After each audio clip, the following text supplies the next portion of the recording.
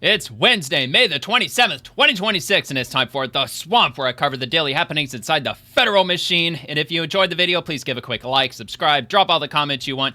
Every article is linked below in the description, and the highlight segments from tonight's episode will be dropping right here on this channel tomorrow at 8 a.m. Eastern. We're going to kick things off with rapid response. President Trump holds his 12th cabinet meeting. No big secret, nothing behind closed doors. The whole Camp David thing, the mainstream media, they were all freaking out thinking it was going to be some big top secret meeting. They were going to bomb the hell out of Iran, and God knows what else was going to happen. You know, with their Trump derangement syndrome, he's capable of anything. But no, it actually turned out to just be a routine cabinet meeting for the most part. And starting off with the president, I am thrilled to welcome everyone to the 12th cabinet meeting of our administration. We're always letting the press join us because we're very open and transparent. This team has achieved more than most other administrations achieve in 8 years. Start off with President Trump. Welcome everyone to the 12th cabinet meeting of our administration, and we're doing something that no administration's ever done. We're always letting the press join us because we're very open and transparent. We like the word transparent, but we're more transparent than any administration in history. No, to the best of my knowledge, press has never been invited ever to a cabinet meeting for any reason at all. And it's an honor to have you. This team has achieved more than most other administrations achieve in 8 years. All right, well, that was a quick one. We've got more to get into. I didn't get every single cabinet member, so this isn't going to go on forever, though I did just grab some of the highlights from what happened today. And, of course, at the end of the highlights, I will repost the entirety of the video so you can check it out. And we're going to move on to the White House. President Trump expresses tremendous gratitude to the outgoing Director of National Intelligence, Tulsi Gabbard. I want to express our tremendous gratitude to our outgoing Director of National Intelligence, Tulsi Gabbard, who's a terrific person, actually.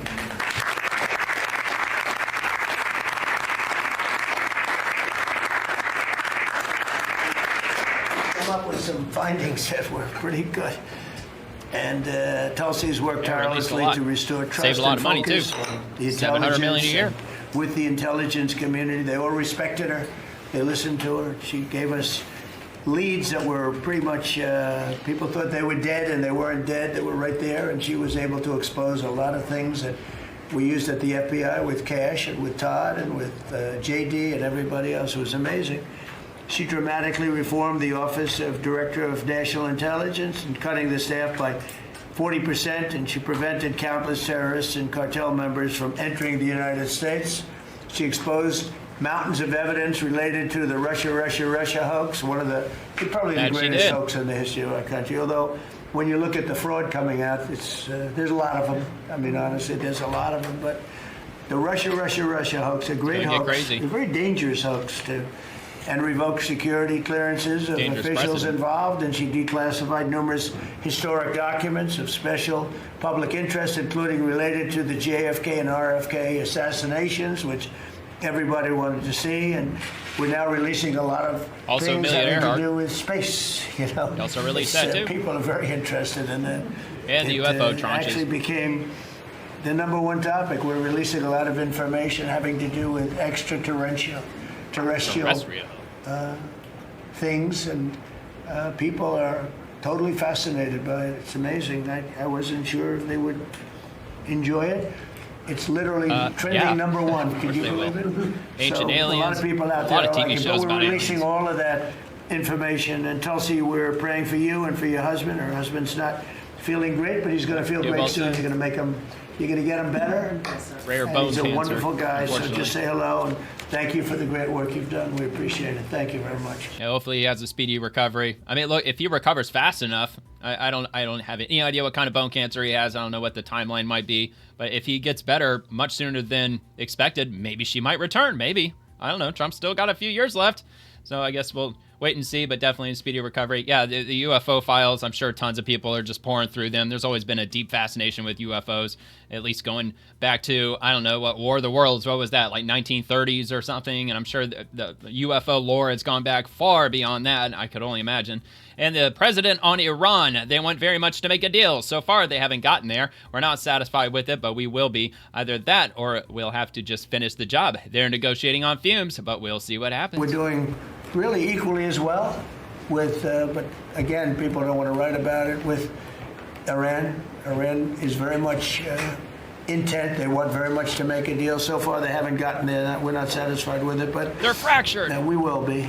We will be. Either that or we'll have to just finish the job. But their Navy is gone, as I've said 1,000 times. Their Navy is gone. Their Air Force is gone. Everything's gone. Nuclear ambitions are gone. They're negotiating Their economy on fumes. is gone. But we'll see what happens. Maybe we have to go back and finish it. Maybe we don't. Right now, I mean, you can speak to Steve Witkoff and Jared. They're doing a good job. But right now, I think it looks like they want to just make a deal. They want to. They have, I don't think they have a choice. They're just going back to the internet because they're getting clobbered. Their economy is in free fall. They have 250% inflation. Their money has no value. That's ugly, Their man. whole Imagine that. Economic system is broken down.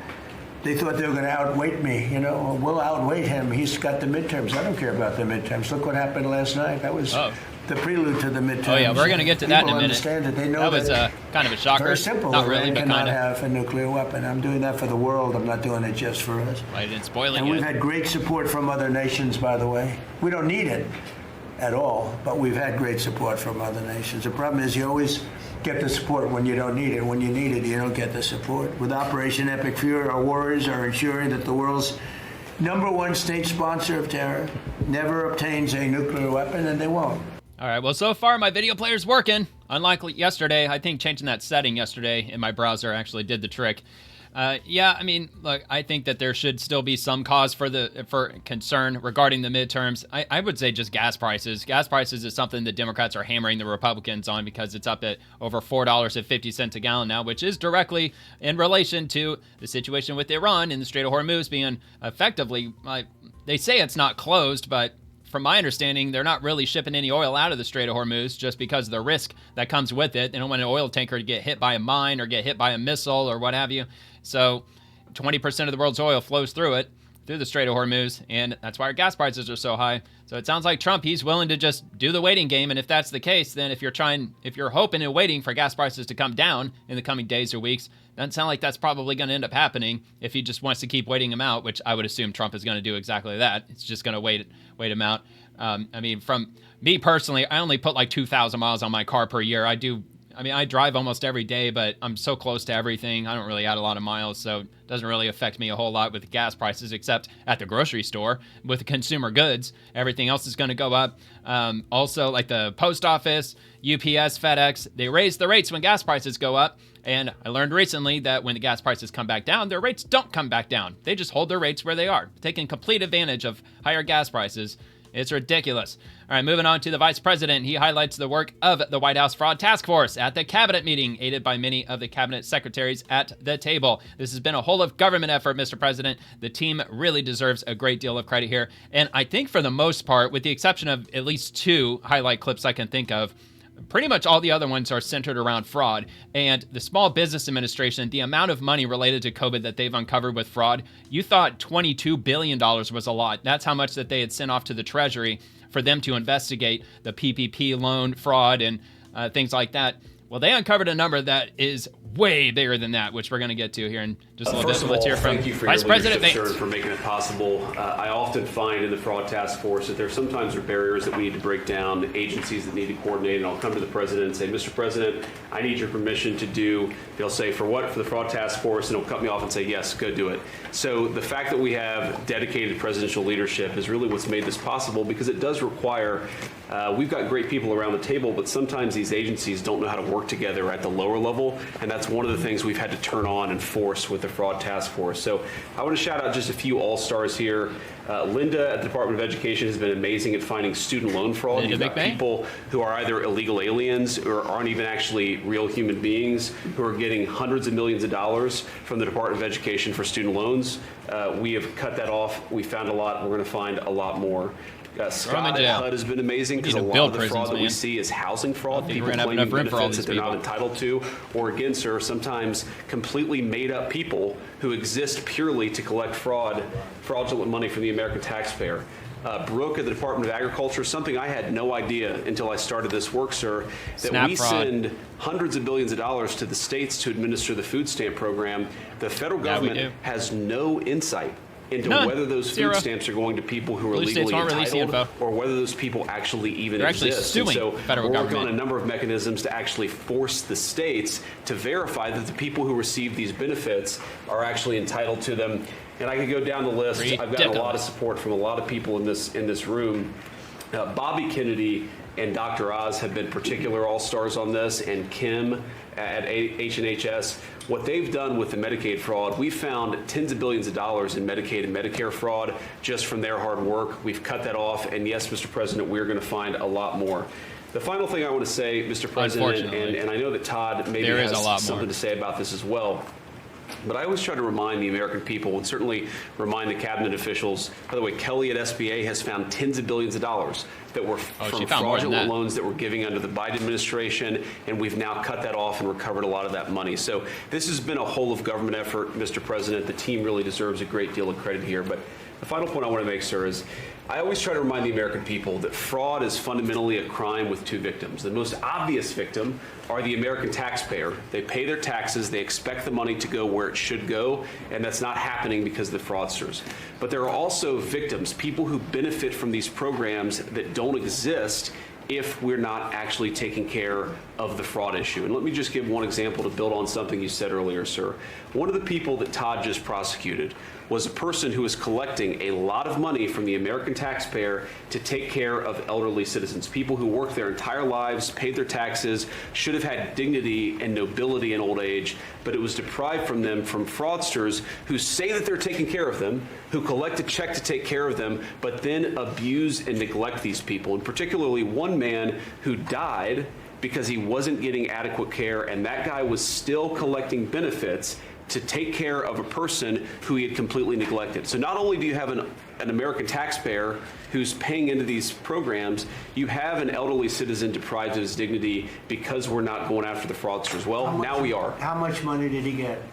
Sir, hundreds of thousands of dollars, maybe more than that, but we think that that exact type of fraud has been replayed all over our country. That particular case was outside of Minneapolis. We expect that there are tens of thousands of people who are collecting fraudulent money to take care of people, and they're not actually taking care of them. We're, of course, going to get to the root of as much of it as we can. A lot of Americans have been doing that for years. It's been, I wouldn't say quote unquote fun, caretakers, because you find out how much actually people once had a have been neighbor taken that was doing advantage that. of, but it's certainly very good and valuable work. So thank you for giving me the opportunity to do it. Well, thank you very much. Yes, sir.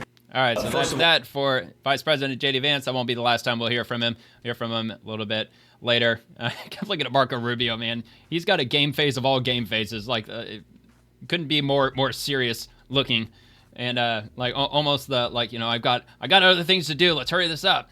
All right, so. And we're going to move on to the Attorney General, the acting Attorney General. Todd Blanche provides an update on prosecuting fraud. We had a $1 billion fraud, a conviction at trial last week out of Florida. And this was an organization that was stealing from senior citizens. They were duping them to buy medical equipment that the taxpayers paid for. It's one thing to uncover fraud, which we've done, and that's part of it, but it's also prosecuting the bad guys that are doing it and stopping it from continuing. And that's where you have everybody in this room has inspector generals. And for many years, these really hardworking law enforcement members would identify fraud, and nobody did anything about it. DOJ prosecuted it, but spent a very little resources on that. So what we've done just in the past 51 days, over 400 law enforcement actions in this country related to major fraud. That's search warrants, that's arrests, that's convictions, that's indictments that are filed, and that's just 51 days. And it's not just the great prosecutors. It's the FBI agents, it's DHS and HSI agents. It's everybody in this room that has inspector generals that are now they have been freed up, and it's because of you. It's because of the vice president saying this is going to be a priority. That's why Trump wanted to replace all those inspector inspector generals. Justice. Get them aligned up with the fraud task force. Bad guys in jail. It's also the law enforcement at every agency, FBI and DHS. And so we're already seeing results. We had a $1 billion fraud, a conviction at trial last week out of Florida. And this was an organization that was stealing from senior citizens in Florida, duping them. There were call centers set up in the Philippines, and they were duping them to buy medical equipment that they didn't need, that they would never get, and that the taxpayers paid for. And so that's a good win. We arrested 15 guys in Minnesota last week. The vice president mentioned one of them. These are people that are not that they're just stealing, and many of them are here illegally. And so you have people who are in this country illegally, who are then taking advantage, and the Vice President says something a lot that resonates with me.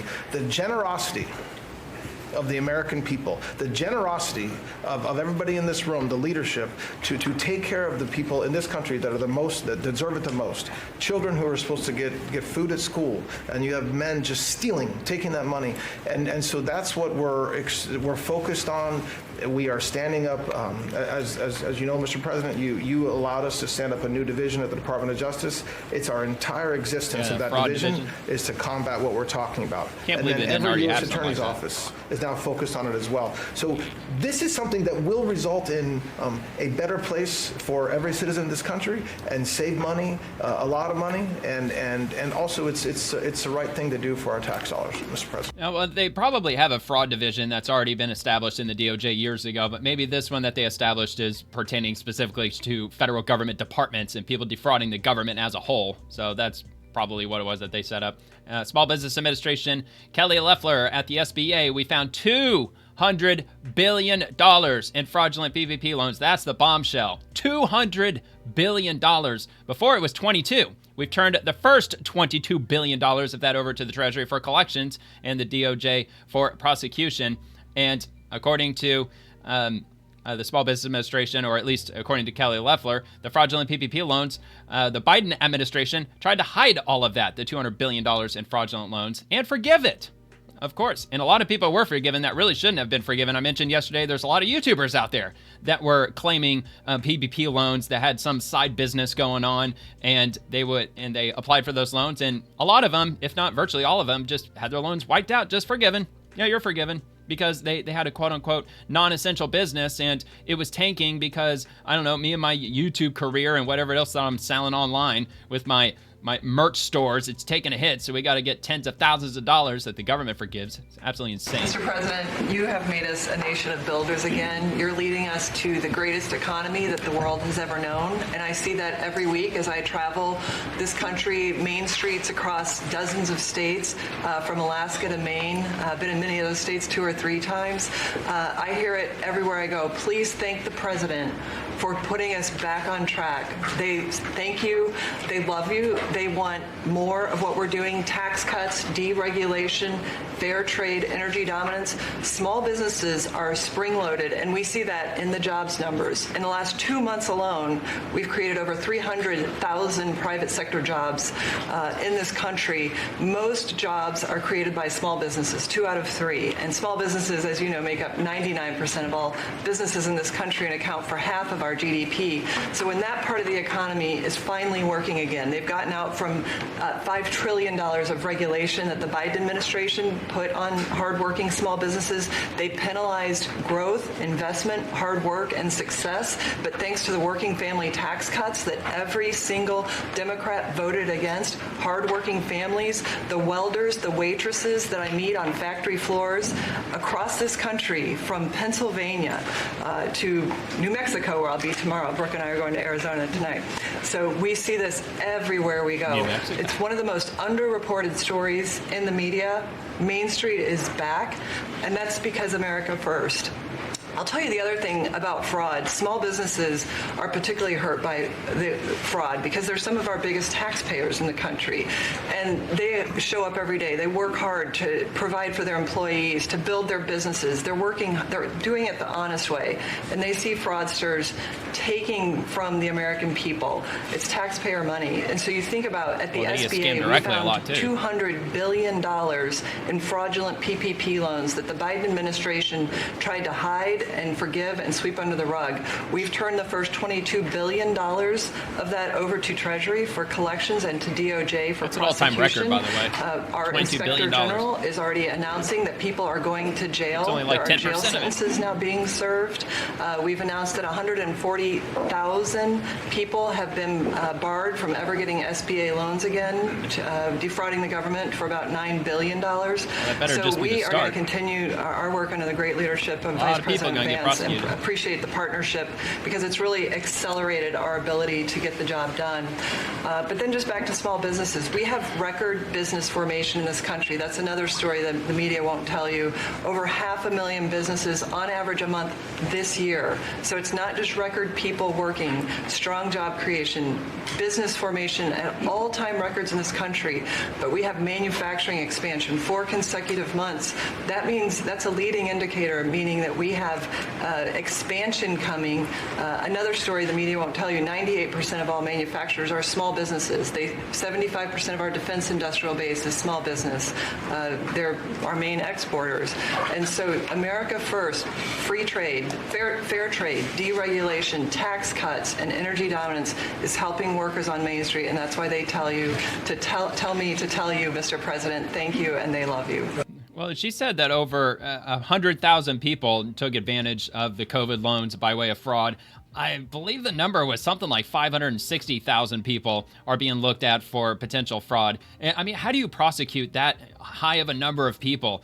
Plus all the illegal immigrants that are being processed throughout our court system, which I know that's a standalone system, immigration courts, and that's just small business. The Small Business Administration, that doesn't include the SNAP benefits and all the other departments that are being defrauded to. Housing and urban development, there's a lot of fraud happening there also, and also with the Health and Human Services, with Dr. Oz and Secretary Kennedy, and it just goes on and on. So I don't even know how the hell they're going to go about prosecuting all these people, but they all better see their day in court, and we should be able to get, or we should at least try to recoup as much of that money as we possibly can.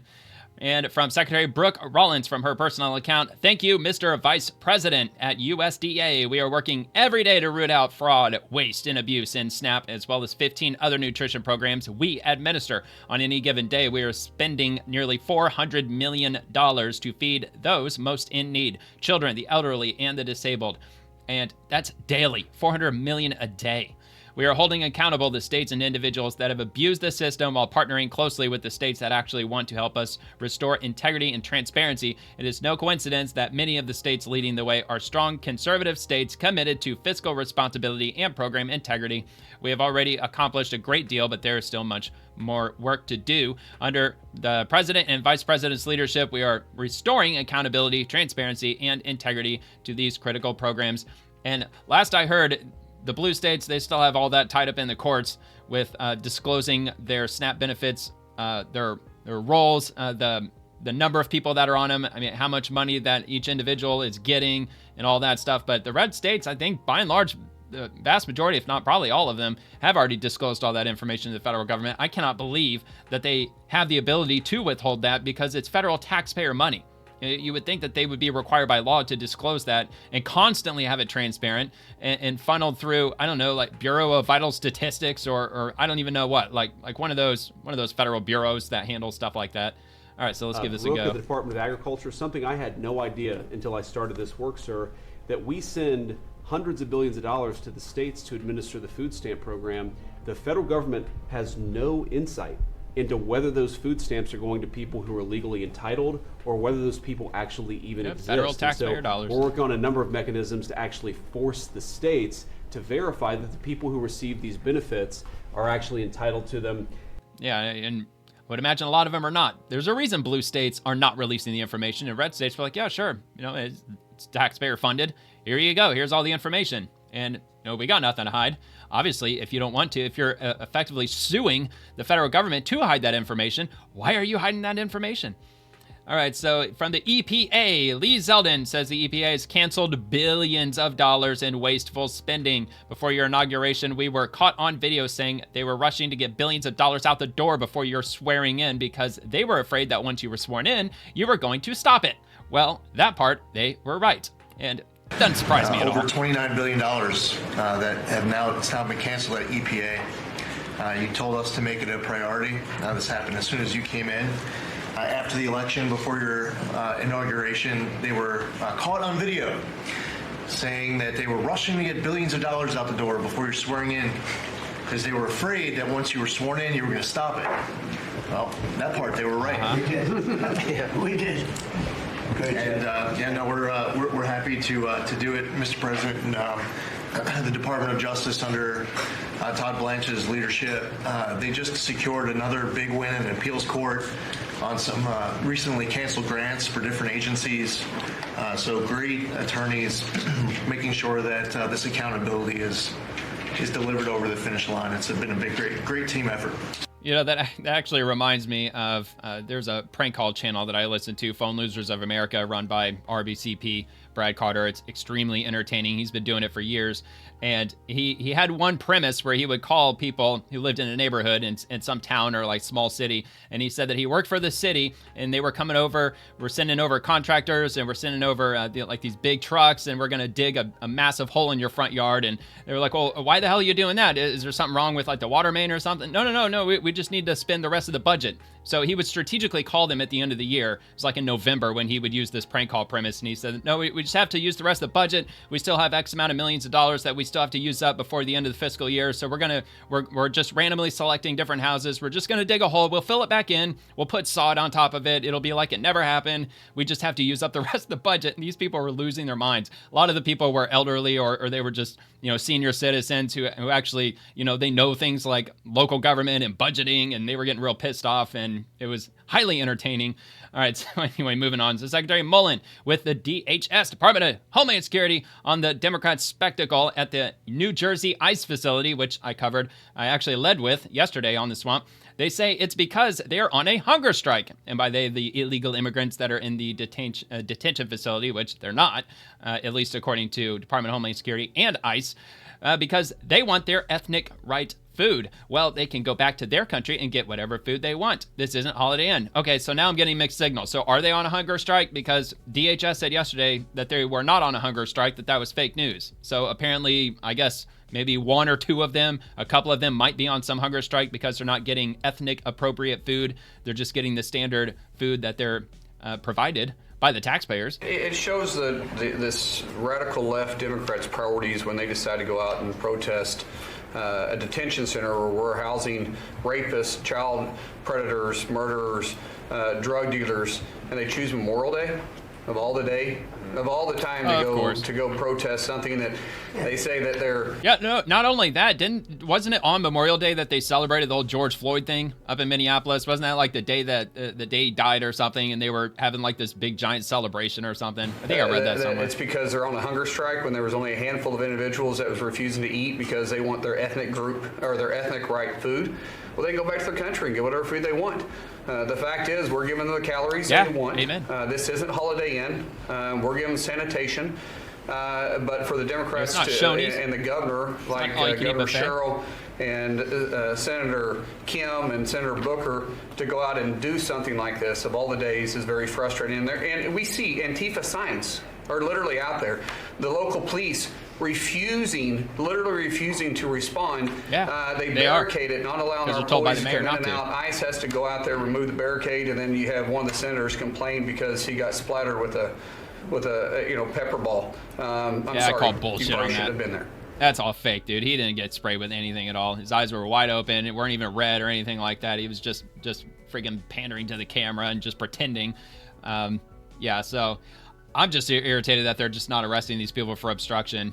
I mean, am I missing something? Like, do they have to physically be on federal property in order for them to be arrested for obstruction? I don't think that's the case. I think if they're obstructing them anywhere, even their ability to just pass through a city street, if they're blocking a city street, and Immigration and Customs Enforcement, Customs and Border Protection, or whoever, any federal agents, the FBI even, if they're blocking their passage, then that's obstruction. And they could get up to 8 years of prison for it. And it's really frustrating that they're not arresting them. All right, so breaking, the Secretary of War Hegseth reveals President Trump ordered the Pentagon to prioritize protecting Nigerian Christians targeted by ISIS, and says the mission quietly led to the killing of ISIS second in command in Nigeria. Hegseth says U.S. intelligence gathered during the operation helped lead to the deaths of hundreds of ISIS fighters tied to attacks on Christians and threats against the U.S. homeland. There's a lot of things we do that the media pays attention to, and a lot of things that the president empowers the department to do on behalf of the American people that he deserves great credit for. And when was that? Last week, I believe. I showed some of the drone footage of some of the missile strikes that were happening in Nigeria, where they took out somewhere around like 200 ISIS fighters that were killed during that operation. I just want to note one more thing to give you a sense of how committed this president is. maybe a year ago, he heard the call of Nigerian Christians who were being targeted and killed by ISIS in Nigeria. And he said, Pete, I want the War Department to focus on ensuring that we do everything we can to protect those Christians. Partnerships like that can take time behind the scenes, but he never wavered on it. And we got the assets there, and over the last month, and there hasn't been much coverage of this, we killed ISIS number 2 in Nigeria, who is most responsible for killing Christians and trying to target the U.S. homeland, and have since, because of the intel we gathered, killed hundreds of ISIS members who were targeting and killing Christians in Nigeria, creating a whole new opportunity there. So there's a lot of things we do that the media pays attention to, and a lot of things that the president empowers the department to do on behalf of the American people that he deserves great credit for. If you're watching conservative news programs, maybe you heard about the strikes in Nigeria and the ongoing efforts to weed out ISIS. And I want to say it's in northern Nigeria, northeastern or northwestern Nigeria, where all that's happening. But unless you're watching something like my channel, or if you're on the X platform scrolling all day, unless you're doing something like that, you probably didn't even hear a word about that we've had U.S. forces over there conducted strikes against ISIS to protect Nigerian Christians. And it sounds like they're doing a good job so far. And from the Department of State, here comes Secretary Rubio. Cuba is in a lot of trouble because unfortunately for them, it's run by a bunch of incompetent communists. We want something good for the Cuban people. Having a failed state just 90 miles from our shores is a threat to the national security of the United States. Cuba's in a lot of trouble because, unfortunately for them, it's run by a bunch of incompetent communists. And being communist is bad. Being an incompetent communist is like the worst. Oh, yeah. And extremely dangerous. But the country's been taken over by this company called Gaesa that basically controls 70% of the economy. None of the money in that company goes to help the Cuban people. None of it. So we'll be talking to them. We'll be working on it. We want something good for the Cuban people. And hopefully there'll be a good outcome there for them. There needs to be. It's 90 miles hopefully from our shores. Hopefully full-on freedom, man. And having a failed state 90 miles from our shores is a threat to the national security of the United States. Yeah, I live close to Cuba. I would like to go visit Cuba someday, but I'm not going to go if they're a freaking communist regime running out of power for like 22 hours out of the day.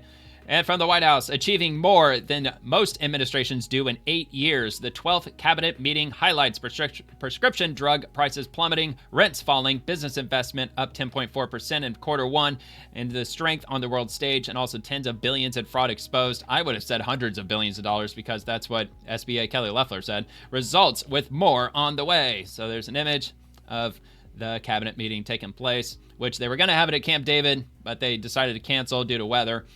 And we've got this entire broadcast of it, the whole live stream from, well, it's not from Secretary Kennedy. He's the one that posted it, or he reposted the White House post of the cabinet meeting today, May 27th, 2026. And we'll just get an idea as to how long it is. An hour and 48 minutes and 8 seconds. I'll repost this. There's a direct link to my profile below in the description, or you could go to @WhiteHouse, and here's the timestamp. They posted it at 11:55 a.m., and you could go check that out and get insight from every cabinet member. All right, so we're going to move on to the National Fraud Enforcement Division. So I don't think that I was following this until just the other day. I didn't even know that this was the thing, but I'm following them now.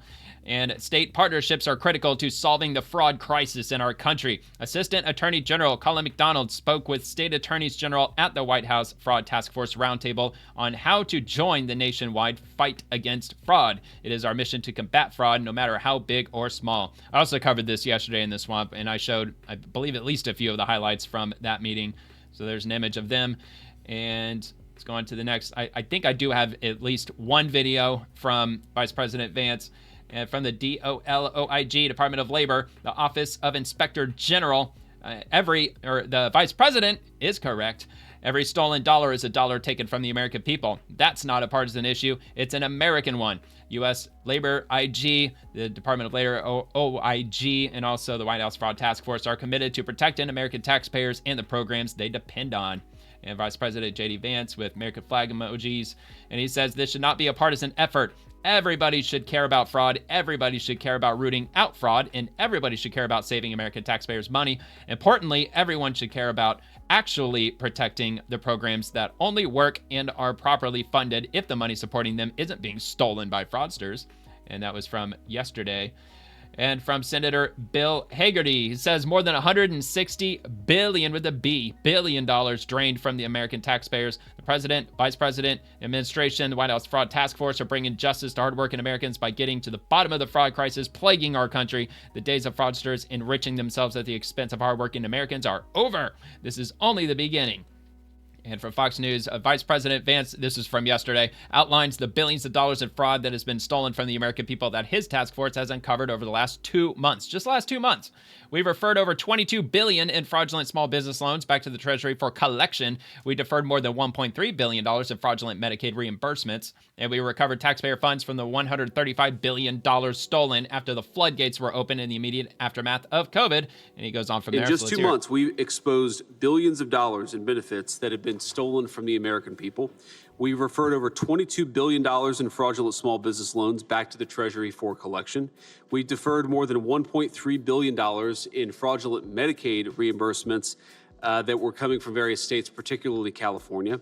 We put a 6-month hold on enrollments for new hospice and home health care providers because so many of the newer hospice providers were not actually providing hospice services, but were just focused on fraud. So we're going to cut that out for a little bit and try to get to a place where we can actually certify that the people providing hospice services are actually providing those very necessary and important services. We recovered taxpayer funds from the $135 billion stolen after the floodgates were open in the immediate aftermath of COVID.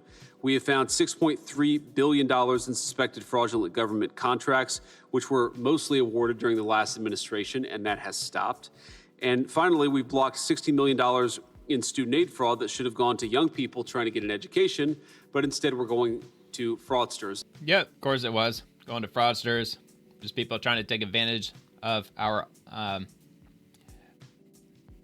good graces, our generosity, our kind spirit, and we're going to claw that back, at least as much as we can. Inspector General Anthony D'Esposito, proud of the work the Department of Labor, OIG, is doing in the foxhole with Sonderling 47. The acting Secretary Keith Sonderling, the acting Secretary of Labor, the Vice President, and the entire White House Fraud Task Force. Under the President, we're recovering billions, hunting fraudsters, and restoring accountability to the American taxpayer, and we're just getting started. This is going to be on the New York Post. And Vice President J.D. Vance touts up to $160 billion in fraud busted by the feds. And that number is definitely going to climb up. I'm assuming the $200 billion, it's probably going to be made official at some point. Although I would imagine that's most likely an estimate, but that's just mainly COVID stuff. I mean, there's all kinds of fraud happening all over the place, and that's just one area of it. Vice President J.D. Vance claimed Tuesday the Trump administration's anti-fraud task force has worked to recover as much as $160 billion in fraudulent small business loans, COVID-19 relief, and student aid, among other government handouts. We refer to, okay, so we already read that. That was on his X profile, or his X post. Another $135 billion stolen after the floodgates were open. Finally, we blocked $60 million in student aid fraud. And Vance serves as co-chair of the White House Anti-Fraud Task Force, along with Federal Trade Commission Chairman Andrew Ferguson. Tuesday's meeting at the Executive Mansion convened several state attorneys general to discuss ways to combat fraud schemes that have bilked U.S. taxpayers to the tune of billions, with a B. Ferguson lamented the loss of high trust culture in the U.S. that he said has allowed benefit fraud and theft to proliferate. Quote, it's why deodorant is now locked behind plastic windows at pharmacies. It's why security guards are seen at every store in America. The social trust is evaporated and people are taking advantage of it, the FTC chair said. And at the same is true with our federal benefits programs. The DOJ launched a new division focused on prosecuting fraud on April the 7th and has announced more than 450 actions to combat the schemes in the 50 days since its creation. It includes charges in a $650 million sober homes Medicaid fraud scheme in Arizona. It includes a guilty plea in a $270 million Medicaid fraud scheme in California. Recited Colin McDonald, Assistant Attorney General for the DOJ's National Fraud Enforcement Division. McDonald urged the attorneys general in attendance to help launch Making Fraud Completely Unprofitable, or MFCU, units in each of their states and make use of a fledgling special attorneys grant program that has $300 million at its disposal to fight fraud. This grant program will pay for you to send attorneys to join the fraud division or your local U.S. Attorney's Office, in addition to paying the full cost of prosecutors. You can receive a 20% premium to boost your justice system staffing and capacity. And I think this is the same division where they're allowing attorneys to stay in their local area. They don't have to relocate to Washington, D.C. They can run things from where they live because everything can be done by remote. That just helps it helps them to get more attorneys to join, and they don't have to uproot their entire lives in order to join the fraud division at the DOJ. Third, and this is critical, bring your state's investigators and data to the table. For us to bring a case, we need documents, we need witnesses. Bring your documents and bring your witnesses to the table. Democratic state AGs held a counter-programming event with New York's Letitia James and others on Tuesday. California and Illinois, all of which have targeted by the Trump administration for fraudulent payments, also had their state AGs in attendance. And, okay, well, that's it. I guess they just leave us with a cliffhanger with regard to the Democrats. So I guess they had their counter... pro-fraud or anti-fraud or however the hell they framed it. Just basically anything that the Trump administration does, we just got to do the opposite, no matter what it is. All right, from Defiant L, Senator Joni Ernst. What we have discovered as I've worked through a number of these fraud cases is that we lose approximately $1.4 billion every single day to fraud. That's taxpayer money. We will expose them. Well, if that's true, then we're talking like upwards of $500 billion a year. Not just $200 billion. I mean, if that's the case, then holy shit. So from Fox Business, what we have discovered as I've worked through a number of these fraud cases is that we lose approximately $1.4 billion every single day to fraud. That's taxpayer money. It's real money, Maria. And so through these small business programs, we're now exposing people working within the system, actually working for our federal government agencies that are perpetuating the fraud. We've got, examples of a fraudfluencer who was using social media to recruit participants in a small business scheme, and she gained the system by about $3.5 million. We have another example of a VA representative who was really asking disabled veterans for bribes in order to get their disability paperwork done. So we have all kinds of bad actors out there. We're going to expose them today. I'm thankful for Luke Rosiak's great work and so many others that have really brought America's attention to the fraud that's being committed against the federal government and our taxpayers. Yeah, it goes on and on. It's definitely like the hottest topic that the Trump administration has been focused on lately. It makes me wonder what they're going to have in store for October surprise. Are they going to indict hundreds of thousands of fraudsters all at the same time? I don't know. Just a wild guess. From the U.S. Department of State, INL. The INL advises the President, the Secretary of State, and the USG on policies and programs to combat international narcotics and crime. And they say we're taking down insidious scam centers who prey on Americans. $10 million reward for information that disrupts the Tai Chang scam centers in Burma. Do you have a tip? Contact the FBI at taichangtips@fbi.gov. And I will link that also. Let me see if it's just like a full-on. Yeah, it is a full-on article. So the reward offer up to $10 million for any information leading to the financial disruption of the Tai Chang scam centers in Burma. So if you got any information, there's a lot of money that could fall into your lap if you decide to give them enough. Today, the Department of State's Bureau of International Narcotics and Law Enforcement Affairs, in support of the Department of Justice's Scam Center Strike Force, is announcing a reward offer under the Transnational Organized Crime Rewards Program, or TOCRP, of up to $10 million for information leading to the seizure or recovery of funds involved in money laundering related to scams operated out of the Tai Chang scam centers in Burma. According to the Department of the Treasury, transnational criminal organizations based in Southeast Asia are increasingly targeting Americans through large-scale cyber scam operations. A U.S. government estimate reported that Americans had lost over $7.2 billion in 2025 to Southeast Asia-based scam operations. And that's just the Southeast Asia. I mean, we're not talking India or any other country that's involved in all this. Tai Chang is a series of compounds conducting these online fraud schemes, particularly cryptocurrency investment fraud, and is located in Burma's Karen state. Tai Chang 1.0, a.k.a. Koya Cat Casino or Koi Sai. GPS coordinates. Okay, so Tai Chang 2.0 and Tai Chang 3.0, they've got the GPS coordinates, so they know precisely exactly where these things are. So What is Burma just not working with the feds in order to bust them? I don't know. Historically, many FBI investigations have included tracing scam proceeds and attempting to recover victim funds. With criminals increasingly holding illicit gains in cryptocurrency, the seizure of digital assets has become a powerful tool for disrupting criminal operations. This reward offer encourages the public to report information that will lead to further financial disruptions. And well, we're almost at the end. I'll finish it. Today's reward offer complements the Department of Justice's announcement of charges against 2 Chinese nationals running a scam compound in Burma and attempting to start a compound in Cambodia.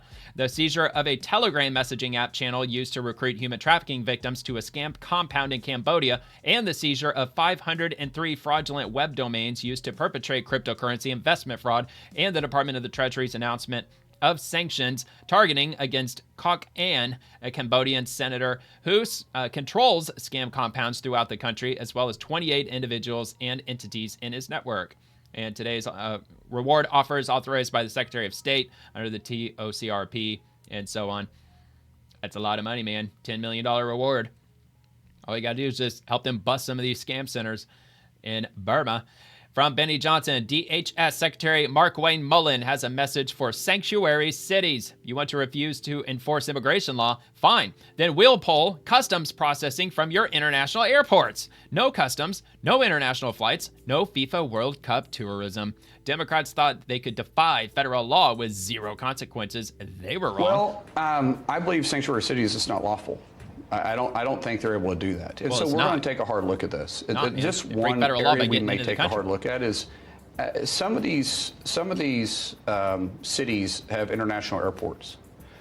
If they're a sanctuary city, should they really be processing customs into their city? Actually, a good point. Seriously, if they're a sanctuary city and they're receiving international flights, and we're asking them to partner with us at the airport, but once they walk out of the airport, they're not going to enforce immigration policy.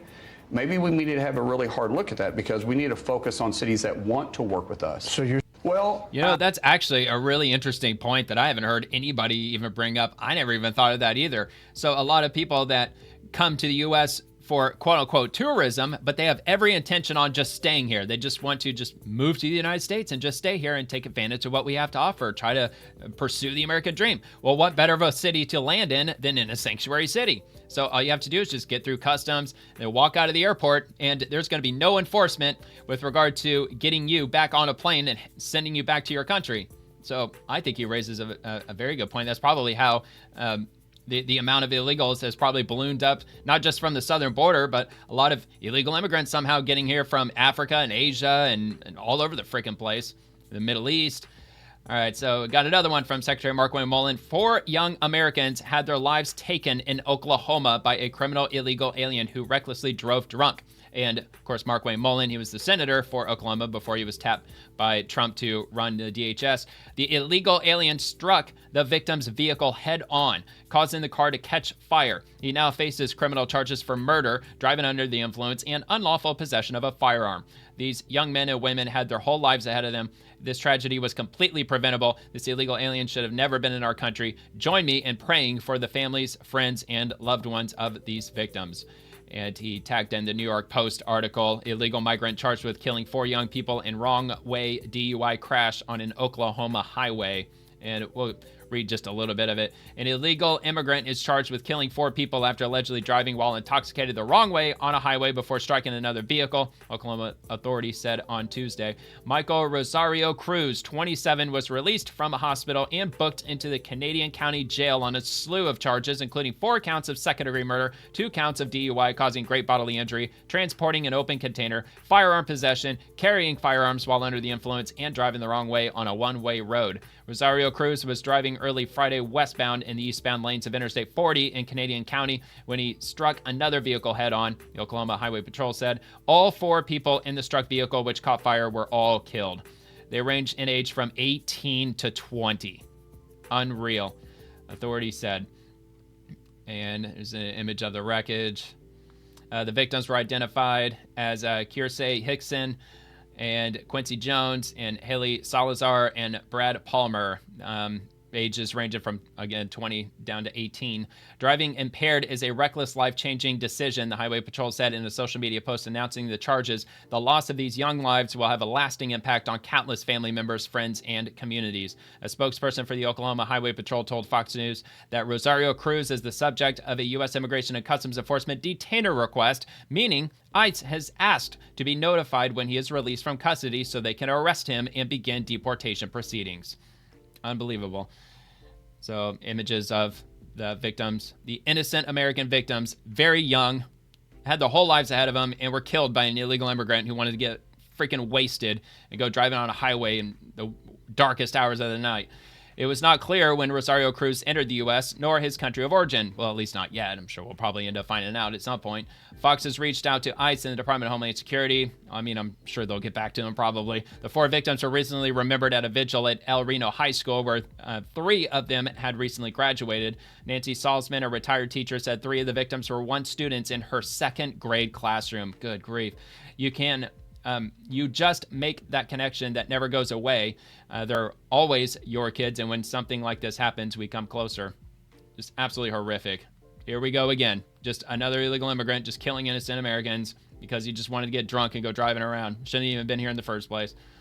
And from Libs of TikTok, anti-ICE activists cheer as 2 men leave the immigration facility, believing that they're illegals being released. They're actually DHS employees leaving work for the day. Leftists are dumb. So let's hear them cheering on the DHS employees.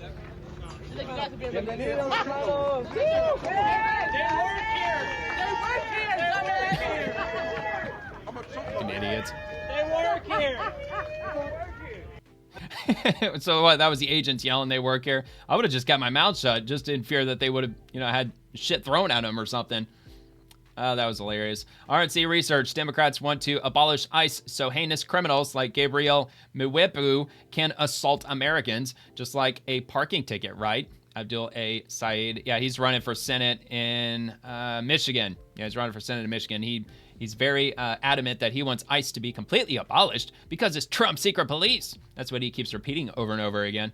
And Democratic Republic of the Congo, his crimes include sexual exploitation of a minor, sex performance, hit and run, sex assault, computer crimes. He was arrested in Carson City, Michigan. His name is Gabriel Numbi Muwepu. And there you have it. And this is from Dr. Abul A. Said, running for Senate in Michigan. ICE is not reformable. ICE is not retrainable. It must be abolished, because that's what Democrats want. They want wide open borders. They absolutely want that to happen. Tens of thousands per day pouring into the country, turning us into a population of over 1 billion people and a third world hellhole. That's what they want to do, because you could bring people out of the third world, but you're not going to bring the third world out of them, at least not in the first generation. Maybe their children, that are born and raised in the U.S., maybe. But first, we have to go through a whole generation of the third world, and I don't think that's going to play out too well. RNC research: James Tallarico, who supports defunding the police, now calls to defund immigration enforcement officers, slandering them as the secret police. Tallarico doesn't stand with law enforcement officers. He stands with criminals. I believe he's running for Senate in Texas, Whether or not to fully fund and increase funding for immigration and customs enforcement, customs and border protection. Yeah. I imagine you oppose what Republicans are proposing to do? I think we have to stop this secret police force of masked men in unmarked vehicles kidnapping our neighbors off our streets, killing American civilians, low IQ and rhetoric. American citizens. I think we need to rebuild this agency so that it actually focuses on immigration and customs enforcement. Whether or not... Yeah, that's what they're doing. But they want to tear them down and dissolve them, and then, we'll get around to rebuilding them whenever we get around to it. In other words, it's never going to happen. RNC research: James, God is non-binary. Tallarico isn't playing well.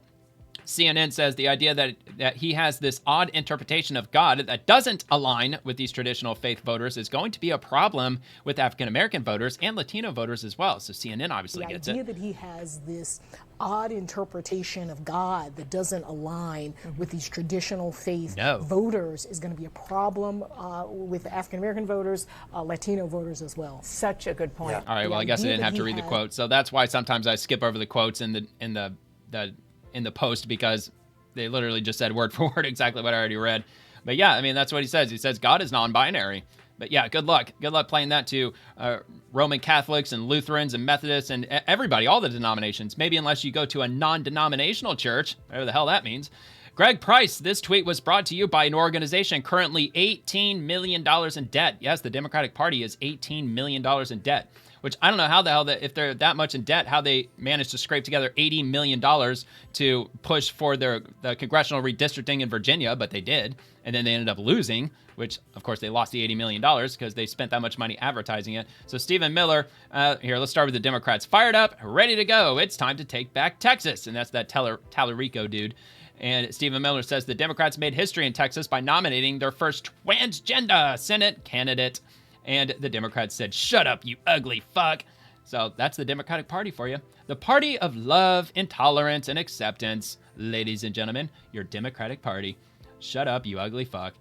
And from Defiant L's, when I was 12 years old, I sort of got fixated on the idea of being transgender. And by the time I turned 14, I was approved for testosterone and double mastectomy.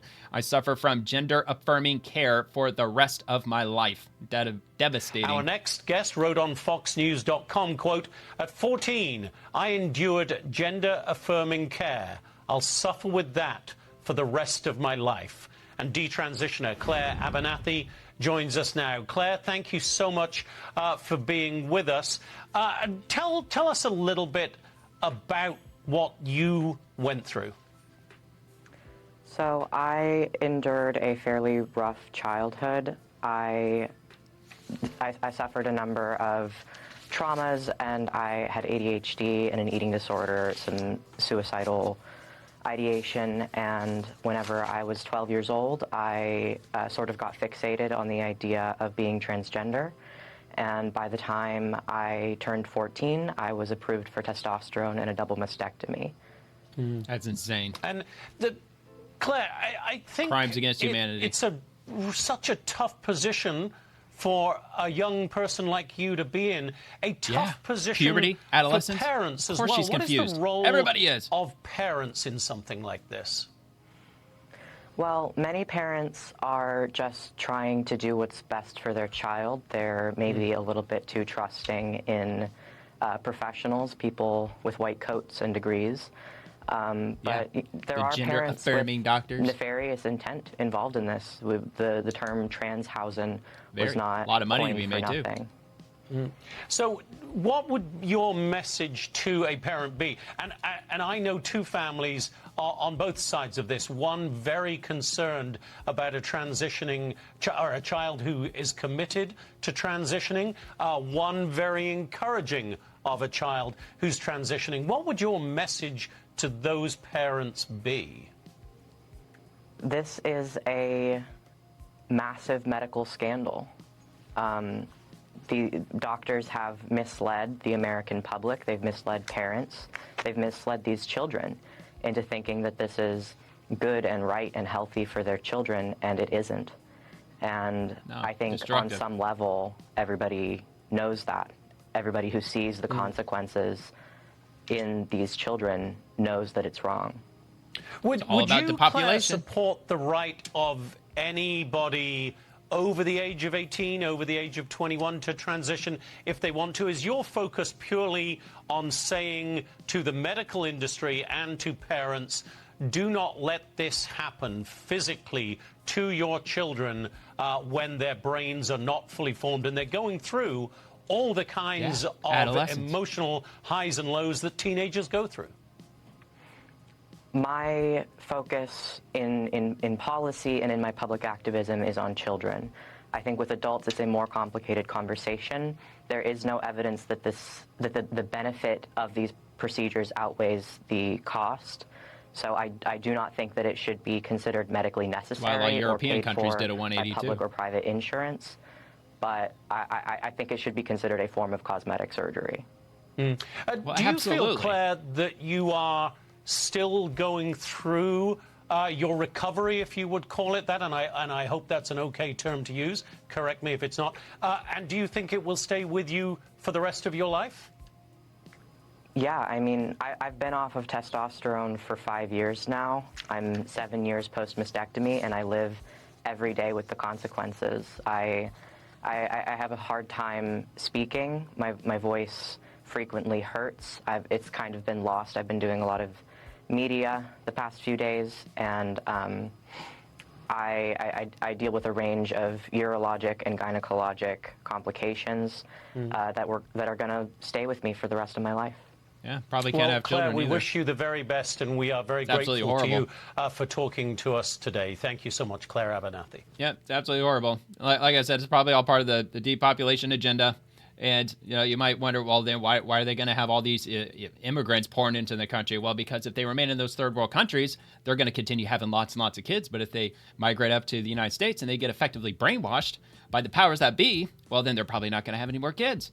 All right, so Defiant L's 44-year-old man arrested for disguising in a wig and posing as a woman in order to access women's gym locker rooms. And I'm pretty sure he was filming, too, so we'll check it out. Man accused of posing as a woman to secretly record women in gym locker rooms being held without bond tonight. Fox 5's Julie Donaldson live outside the Montgomery County Courthouse. This is what it leads to. With those details tonight. Julie? A lot of predators. Hey, Marina. Well, the defense attorney asked the judge to consider a less restrictive option to being held without bond, arguing that while the crimes are problematic, they're not violent. But the judge, well, she disagreed with that, taking into consideration the danger of the crimes and the fact that there are 2 other pending charges in Prince George's County of similar offenses. Already? Now, police first learned of the suspect on October 10th after a woman at One Life Fitness in Germantown reported a man entered the woman's locker room and recorded her in the shower. Investigators later identified the suspect as 44-year-old Chikunidi Tati of Tacoma Park, arresting him on October 9th at the Planet Fitness in White Oak. Police say that Tati was at the gym for 7 hours without working out. He would then put on a wig and pretend to be a woman to enter the locker room where he would film his victims. He would then hide his disguise while leaving to avoid detection. He is now facing up to a year in jail on multiple counts of peeping Tom and visual surveillance of a private area. One of the biggest factors that a judge is looking at when determining bond is dangerousness. So in this case, the judge determined that there was no less restrictive means to ensure the safety of the community. People need to be able to feel safe when they are at the gym showering. So this defendant will remain held without bond until trial, which will be in district court on December 15th. Now, an interpreter was in court to translate as the suspect speaks Lingala, the native language of the Congo. Now, the defense attorney says he lives with his wife for 4 years and they have 2 young children. Police do believe that there may be other victims and they're urging anyone with information to come forward. Marina, Jim. Julie, thank you. Yeah, I would absolutely hope so. Start reviewing some CCTV cameras from other gyms and see if he's going in there and doing the same thing and people haven't caught him yet. And from Breaking 911, Trump on Al Green. Congratulations to the Democrat Party. Al Green, one of the most mentally deficient congressmen in the history of our country, has lost in a landslide his seat in Congress. But I will miss that lunatic not screaming and violently waving his cane at me during my next State of the Union speech. Make America great again. God bless America. President DJT. And there it is as well, his true social post. So yeah, Al Green lost by a lot, actually. I think it was a freaking landslide. I think he lost by like 20, 30 points. Like 30 points, I think. I believe that's in the next post, though. From the Daily Signal. No, 40 points. And breaking, here, hold on. Let me go back. Breaking Rep. Al Green, who disrupted Trump's address to Congress, waving his cane and filing multiple failed impeachment articles, just lost his Texas primary by nearly 40 points to 38-year-old. Now we could click on it. Rep. Congressman Christian D. Menifee, and it says proudly serving the people of Texas, 18 in Congress. So, I mean, he lost his primary. So, I mean, is he... I mean, they've got him at house.gov, so I don't know. I'm kind of confused on that. He's already a member of Congress, like the whole primary. I don't know. But anyway, that came out today. It said that Al Green lost his seat to Congressman Christian D. Menifee, and it was by almost 40 freaking points, by a hell of a lot. This is going to be on Daily Signal. And yeah, if you recall, or if you watch the President's State of the Union address, the dude with the cane, with whatever that sign he was holding up, I can't remember what he said, something about black people, something, I don't even know, like aren't slaves or whatever. I don't even know what the hell it had. It was something over the top, and he was kicked out because he was, raising a ruckus, being a nuisance, Texas Democrat Rep. Al Green, famed for filing numerous articles of impeachment against President Trump and disrupting his address to Congress, lost by a landslide to a young primary opponent on Tuesday. Probably, honestly, somebody who's no better. I'm sure the guy is probably a radical left lunatic also. With over 95% of the vote counted by Wednesday morning, Democrat Rep. Christian Menefee had led Green by nearly 40 points, the AP reported. Trump wrote on Truth Social of the result, which we already read.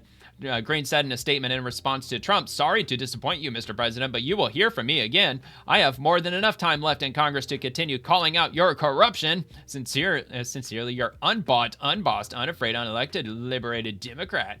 Green, who has represented Texas's 9th congressional district since 2005, was forced to challenge Menefee in the 18th congressional district after the state's legislature redrew its congressional maps to disfavor Democrats in his district. So the dude that he lost to, his district was redrawn. So he's running for Al Green's seat, and he won by a landslide. So, all right, now it makes sense. And, okay, so that's the video of Al Green being removed by the Sergeant of Arms for interrupting President Trump. Let's take a look at this. Members are directed to uphold and maintain decorum in the House and to cease any further disruptions. That's your warning. Democrats screaming, throwing their temper tantrums, flailing their arms around, their hair's on fire. And the chair is prepared to direct the Sergeant at Arms to restore order to the joint session. Bye. Bye. Go home to mommy.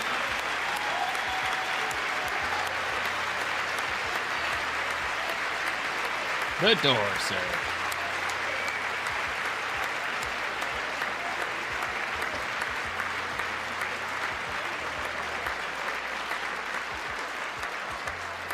Mr. Green, take your seat. Take your seat, sir. Sit down, you grown child. Finding that members continue to engage in willful and concerted disruption of proper decorum, the chair now directs the Sergeant at Arms to restore order. Remove this gentleman from the chamber. Remove this gentleman from the chamber. Bye. These people are crazy.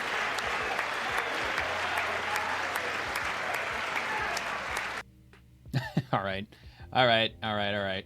And so Menefee, 38, was first elected to the predominantly black Houston area district in January, succeeding Rep. Sylvester Turner, who died in office. The Tuesday results made Menefee the Democrat nominee for the deep blue seat in November. Menefee struck a conciliatory tone in his victory speech, taking aim at Republicans for having redistricted Green out of office. "We're not going to let this election tear us apart. We're not going to let this election pit leader against leader." Well, dude, the Democrats are doing plenty of that on their own. "We're going to bring that spirit of fierce and fearless protest that Al Green has." So, like I said, I mean, you're just trading one lunatic for another lunatic ultimately. So anyway, I'll have that linked below. Want to take a look at the rest of that article. And moving on to End Wokeness. Breaking, Chicago Mayor Johnson says he will fight teen takeovers by holding social media platforms accountable. I'm not sure how exactly he's going to accomplish that. We prevent the vast majority of these from ever taking place. You know, there is an effort in City Council to hold the social media apparatuses accountable. I believe that we should continue to explore that, and I'm going to continue to work with Alderman Hall around that.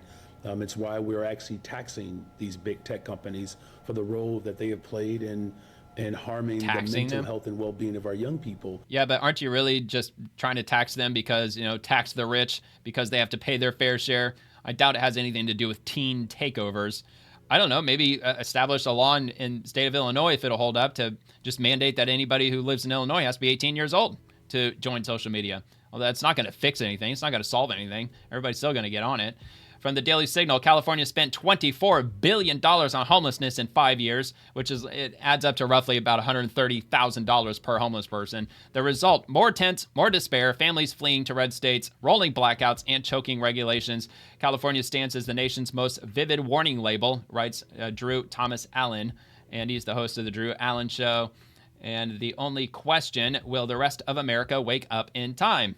Well, I would say the red states are probably already, pretty awakened to this nightmare, although blue states probably not. Probably not. The Democratic Party did not merely drift left over the decades, as some still politely maintain. It was captured, body and soul, by its radical socialist wing, hijacked, thrown into the trunk, and driven straight off the cliff into the ideological abyss. Very well said. The old moderates are extinct, reduced to fossils of a bygone order that once valued pragmatism and compromise. The blue dogs have been buried in the backyard, their instincts for fiscal restraint and cultural common sense now dismissed as embarrassing relics. What was once safety relegated to the extreme left, the province of campus radicals, fringe activists, and academic theorists have become the party's beating core, its driving force, its new normal, and they no longer even pretend otherwise. No, they don't. Yeah, they just double down and double down and double down some more. New York City announces the transformation with theatrical boldness through socialist Mayor Zohran Mamdani. Los Angeles presents its own spectacle. Mayor Karen Bass, long tied to far-left networks, now faces harder left challengers like Democratic Socialist Nithya Raman, while scattered voices, including unlikely figures like Spencer Pratt, try to restore basic sanity. These coastal cities offer loud symptoms of the disease, but the shift runs deeper and more entrenched across California itself. And I don't want to go and read the entire thing, but of course I will have it linked, which that sounds like a banger of an article. It's an opinion piece on the Daily Signal. From CBS News, this is also kind of a banger, posted 8 hours ago as of this recording. Former President Joe Biden has filed a lawsuit against the Justice Department seeking to block the release of files related to interviews he conducted with a biographer that later became a central part of a special counsel investigation into his handling of classified documents. I'm assuming those are the documents that they found in his garage around that, what was it, a Stingray or Stingray Corvette or whatever it was that he had. Biden's lawsuit filed Tuesday in U.S. District Court for the District of Columbia seeks to block the Justice Department from releasing about 70 hours of audio files and transcripts to the House Judiciary Committee from interviews with ghostwriter Mark Zawanidzer that were used for his 2017 memoir, Promise Me Dad. The interviews were conducted in 2016 and 2017. The suit comes after 3 separate Freedom of Information Act lawsuits were previously filed attempting to unseal them. Biden and his attorneys have long maintained that the files are exempt from the Freedom of Information Act, although I can't really understand how. I mean, if he's trying to use his presidential authority, he wasn't president when they recorded all of that. So I will link that in the description, cbsnews.com. And heading on to whatever we got next from Overton. Marco Rubio's odds of becoming the Republican presidential nominee has nearly tripled since January. His chances are up like a rocket, taking off from Cape Canaveral. Secretary Rubio now sits at a 30% chance of being the nominee, just behind Vice President Vance at 32%. And we've got quotes back and forth, so we'll just hear all of that right here. Why is this man smiling? Why is this man smiling? Because his chances to be the Republican nominee in 2028 are up like a rocket taking off from Cape Canaveral. Look at this. Okay, according to the Kalshi prediction market, look at this. Chance that Rubio is the 2028 presidential nominee for the Republicans. It was just 11% back at the beginning of this year. Look at this. Up like that rocket I was mentioning from Cape Canaveral. It's up now to 30% chance. That is nearly 3 times the chance that it was at the beginning of the year. All of a sudden, the people who are putting their money where their mouths are really liking Rubio's chances compared to the beginning of the year that he will, in fact, be the Republican standard bearer come 2028. Yeah, okay, he could be the VP nominee. The chance that he's the VP nominee in 2028, 24% chance. He's the market leader on this one. So either way, you add the 24 with the 30, there's a greater than 50% chance that he's, in fact, on the Republican ticket come 2028. I do think it's interesting that the prediction markets are saying that he has a better chance of being the presidential nominee than the vice presidential nominee. It is true. At this point, those numbers have flipped. Yeah, I like that guy, man. I don't know who that guy is, but I've played a number of clips of him on CNN. He's definitely the most enthusiastic guy with regard to reading Republican statistics and information. I would say give him his own show, because dude's definitely got the energy that CNN desperately needs, but I don't think that's probably going to end up happening, but maybe it will. Maybe he does already have his own show. I don't know. I don't watch CNN. Kalshi Politics, odds that Marco Rubio is blank at 2028. The Republican presidential nominee, 29%. Second behind J.D. Vance, the Republican VP nominee at 28%. And let's see, what was that graphic real quick? Oh, crap. It took me all the way up to the top. Okay, there it is. So 2028 Republican presidential nominee. And yeah, they're looking to be just about tied, Marco Rubio and J.D. Vance. J.D. Vance is sliding down for some reason. Probably because people might be just shifting, like, well, I'm liking Marco Rubio more than J.D. Vance now all of a sudden. So maybe that's That's the reason for it. Eric Daugherty, breaking Alabama, just appealed to the Supreme Court to allow the new 6R1D map to take effect after lower judges struck it down. And the application for immediate stay goes directly to none other than Clarence Thomas. Do the right thing and make it swift. Radical gerrymandering is over. Uphold the new map. And we've got this video clip. The state's plan to use a new congressional map has been blocked by a judge. That could have helped Republicans pick up more House seats, giving the party perhaps an advantage in the midterms. The state will have to use the current maps, at least for now. Alabama could appeal the ruling. Many states have to the U.S. Supreme Court. We'll see whether or not that is the next action taken. Stand by. Yeah, stand by. And evidently, according to Eric Daugherty, it's going to Clarence Thomas. So it sounds like it'll probably be decided in favor of the Alabama Republicans. And from the Board of Peace, here, let me start here with the Financial Times. This was posted 20 hours ago as of this recording. The Financial Times exclusive: 4 months after its establishment, the organization's financial fund set up by the World Bank has received no money from donors, according to 4 people familiar with the matter. So let's go back and see what the Board of Peace, which is the official government profile. It's got the gray check mark, the official account of the Board of Peace. And it says this Financial Times article tries desperately to sow doubt about the commitment of the U.S. and partners to the Board of Peace. They cite just one of many funding mechanisms that to date has not been utilized by the donor community. They do, however, acknowledge that the BOP is being funded through other mechanisms. In typical form, they included this in the top of the story, but then proceeded with the narrative they wanted to push all along. So making it sound like that the Board of Peace is financially collapsing. They're not getting any money, so it's not going to ultimately go anywhere. Well, apparently that's not true. And moving to Ambassador Warren Stevens, welcomed Lieutenant General Buzzard, commander of Security Assistance Group Ukraine, to Winfield House to discuss the latest situation in Ukraine and the importance of increased defense spending from NATO members. The United States seeks a peaceful resolution to the war in Ukraine and calls on all members of NATO to share the burden of our collective defense. So I haven't heard anything coming out of Ukraine, Russia, the whole war going on between those two countries in a while. I don't think I've really come across anything substantial, really, since Trump met with Putin up in Alaska. And Christopher Raya, and let's see, from the FBI, is the deputy director at the FBI. And he says, planning to fly your drone at a World Cup match? Think again. Temporary flight restrictions will be in place around FIFA World Cup stadiums and fan festivals. Flying a drone in these areas is prohibited and a federal crime. Check airspace restrictions using FAA-approved B4U apps or visit ftr.faa.gov. Stay informed and report unsafe drone activity immediately at 1-800-CALL-FBI. Planning to fly your drone at a World Cup match? Think again. Hi, I'm Christopher Raya, and I'm the Co-Deputy Director of the Federal Bureau of Investigation.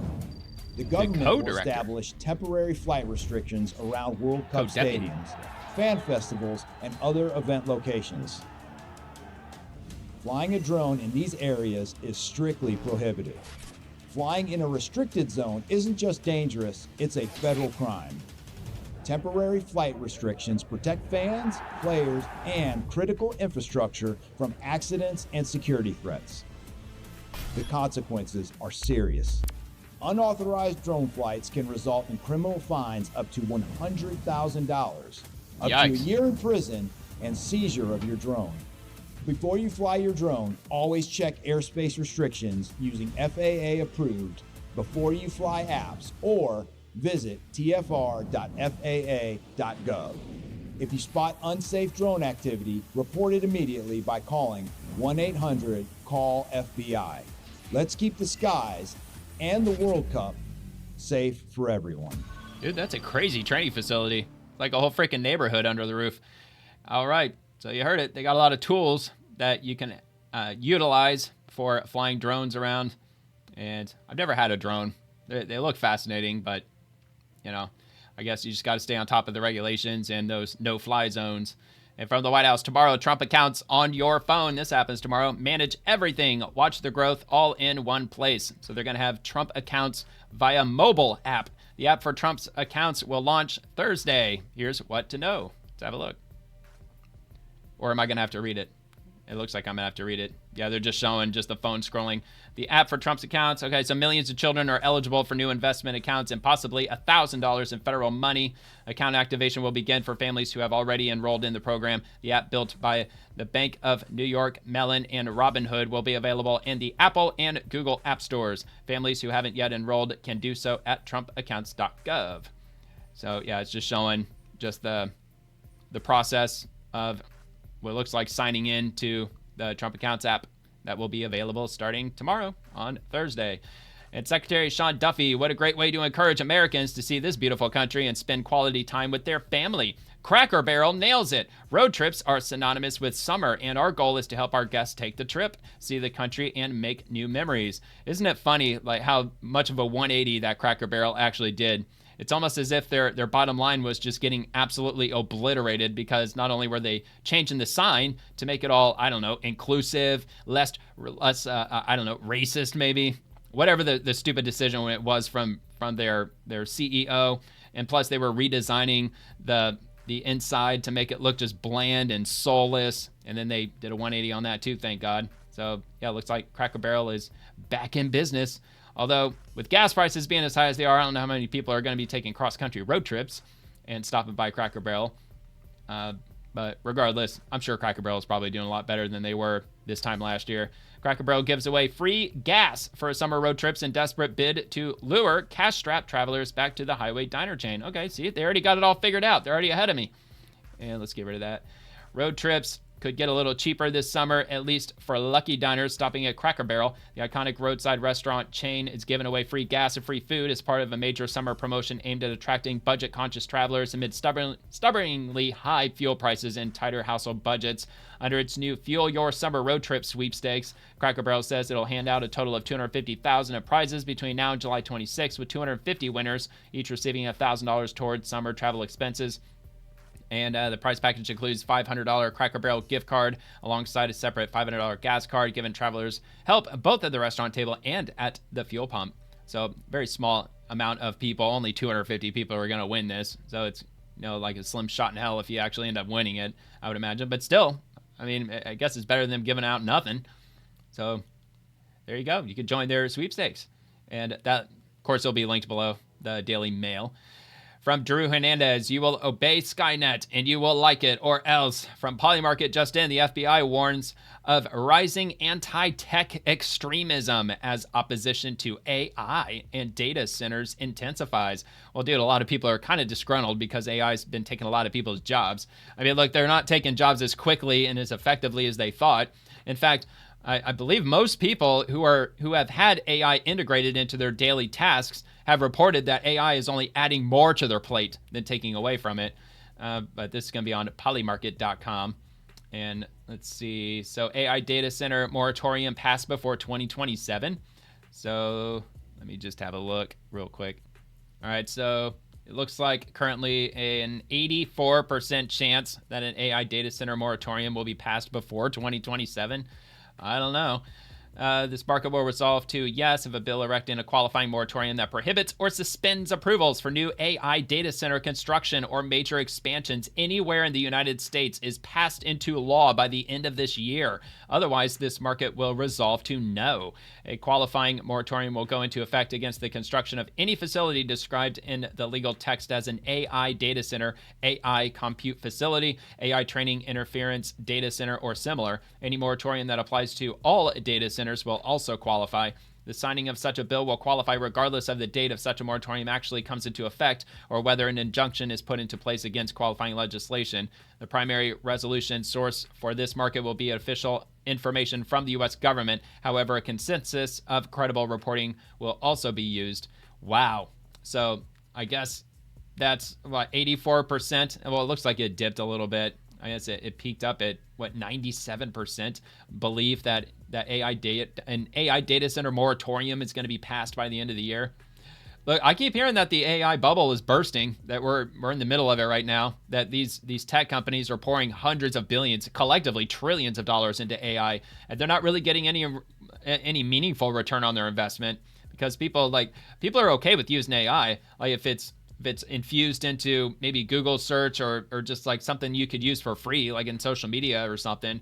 But people are kind of reluctant to pay for it because everybody's offering AI. So you gotta, it's just like streaming services. You gotta, subscribe to this one and that one and that one. And now we're getting thrown with AI all over the place where we're already tapped out with streaming services. Now they want us to buy AI a la carte, and people just aren't going for it. Anyway, let's rock on to the next. From Secretary Sean Duffy with the Department of Transportation, patriotism never goes out of style. And wokeness. Southwest Airlines goes full Patriot mode in honor of America 250.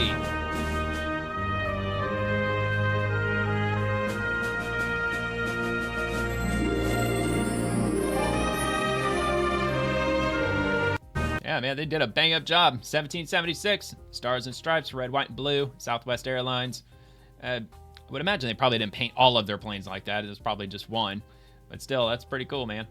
Robert F. Kennedy Jr. So we're going to finish up on this, or with this, in response to the many comments about venomous snakes. This video shows how Cheryl and I handled a recent rattlesnake rescue. So I imagine he's posting this video in response to the virality, how viral his video went when he caught those two black racer snakes out at Dr. Oz's house the other day, which I played yesterday on the Swamp. Let's check this out. Snake in the driveway. Hold on, guys. I'll be back in a flash.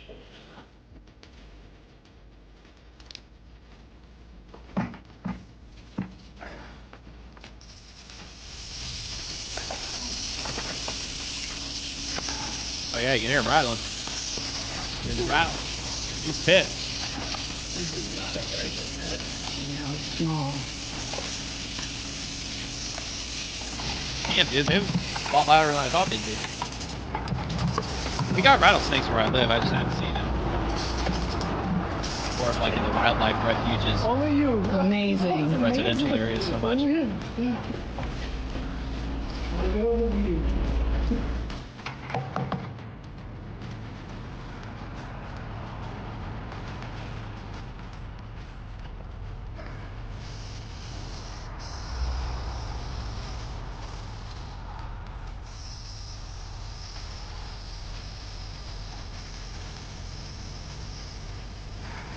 Good grief. Got some guts, man. You gotta give it to him. No way.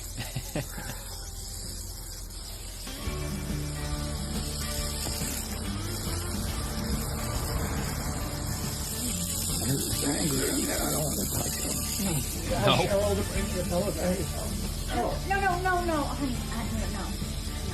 I'll let it here. He's a beautiful snake. He's a Western Diamondback, you can tell. Western Diamondback. Because of these rings at the end of his tail. Oh my God. I'll put him in here.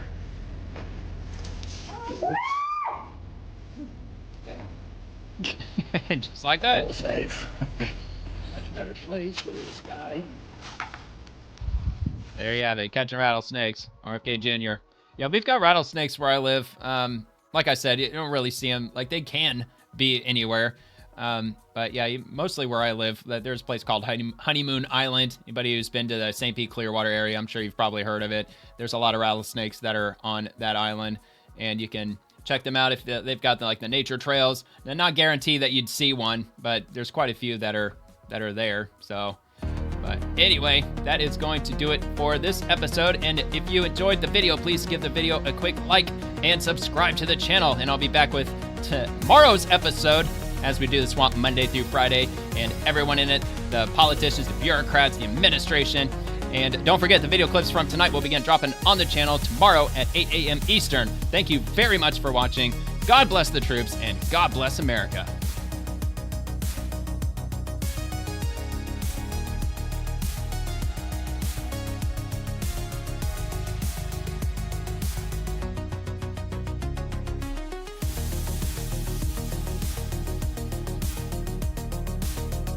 Hour 27 minutes.